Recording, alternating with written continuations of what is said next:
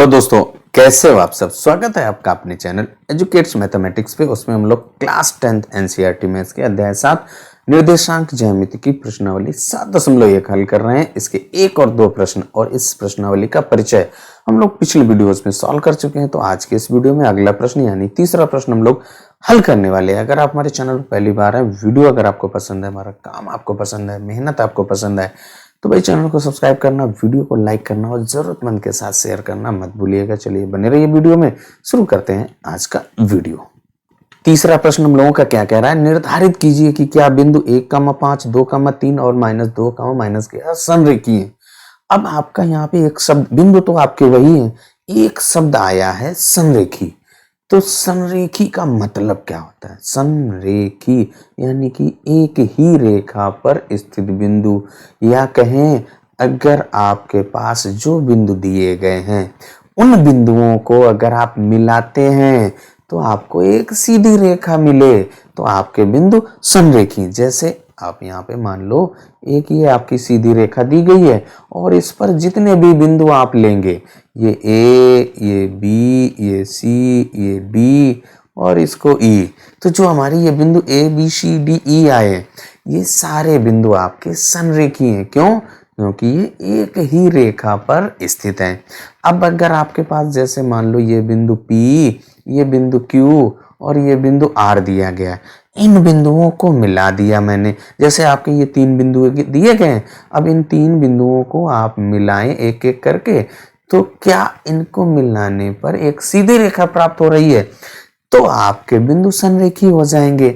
और जब संरेखी हो गए तो उसकी कंडीशन यहाँ पे क्या बन रही, देखिए कि जो आपके तीन बिंदु दिए गए हैं P, Q, R, P को Q के बीच की दूरी, Q और R के बीच की दूरी को अगर आप जोड़ें तो वो आपकी P और R के बीच की दूरी के बराबर होगी ना।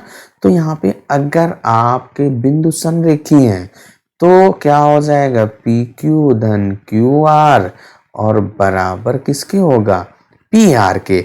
यानी कि आपके जो तीन बिंदु हैं, पहले दूसरे के बीच की दूरी, दूसरे और तीसरे के बीच की दूरी, फिर पहले और तीसरे के बीच की दूरी बराबर हो जाए, यानी कि पहले दूसरे, दूसरे तीसरे के बीच की दूरी का योग तीसरे और पहले बिंदु के बीच की दूरी के बराबर है, तो हमारे बिंदु संरेखी हो जाएंगे, अन्यथा नहीं होंगे।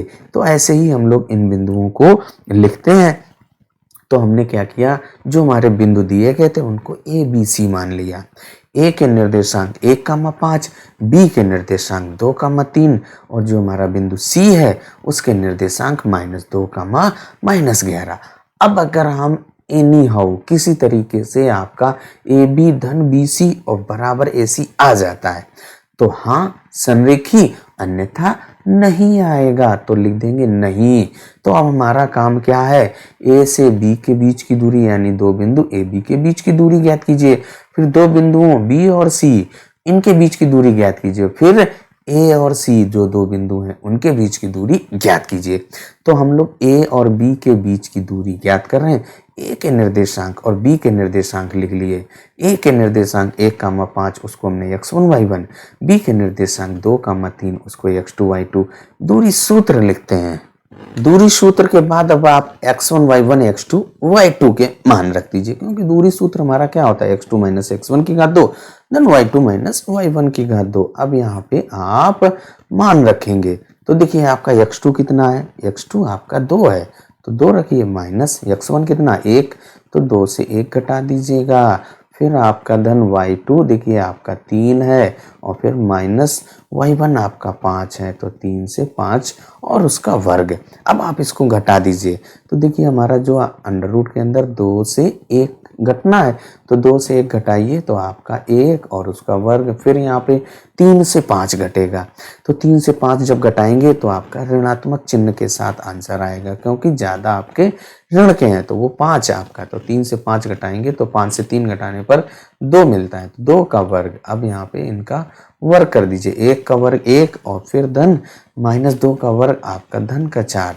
यहाँ पे आपका अंडर रूट में 1 और 4 जोड़ने पर 5 आ जाएगा। इसका मतलब आपका जो ए बी बराबर क्या आ गया, अंडर रूट 5, यानी कि जो हमारे दो बिंदु ए और बी हैं उनके बीच की दूरी अंडर रूट 5 है।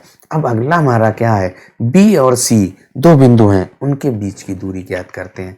तो हमने यहाँ पे बी और सी के निर्देशांकों को लिख दिया। बी के निर्देशांक 2,3 और जो सी के निर्देशांक आपके -2, -11 हैं। जो हमारा सी है उसके -2, -11, उनको x1 y1 x2 y2 दे दिया।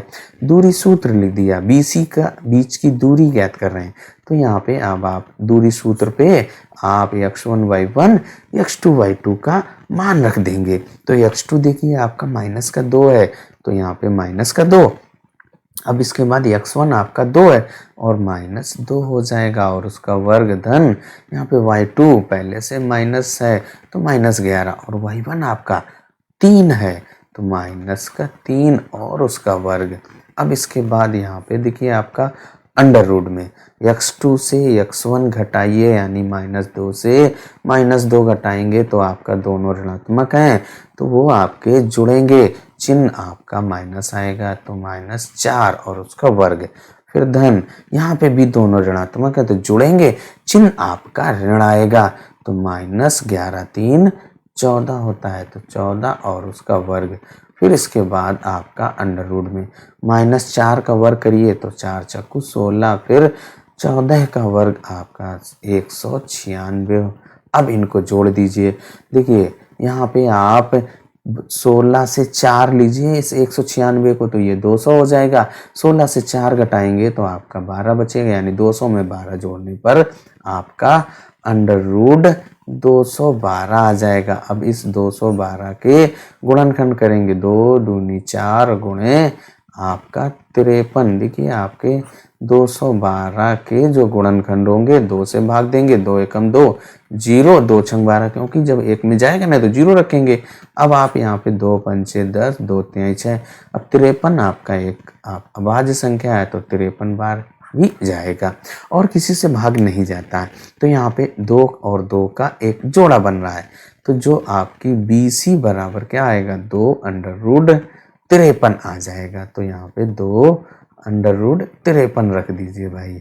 और ये आपकी क्या हो गई, B और C के बीच की दूरी, यानी हम लोगों ने BC ज्ञात कर लिया। अब अगला हम लोगों का काम क्या है भाई, जो हमारा A और C ये AC के बीच की दूरी ज्ञात करेंगे। तो इनके बिंदुओं के निर्देशांक लिखेंगे और इसके बाद दूरी सूत्र लिखेंगे।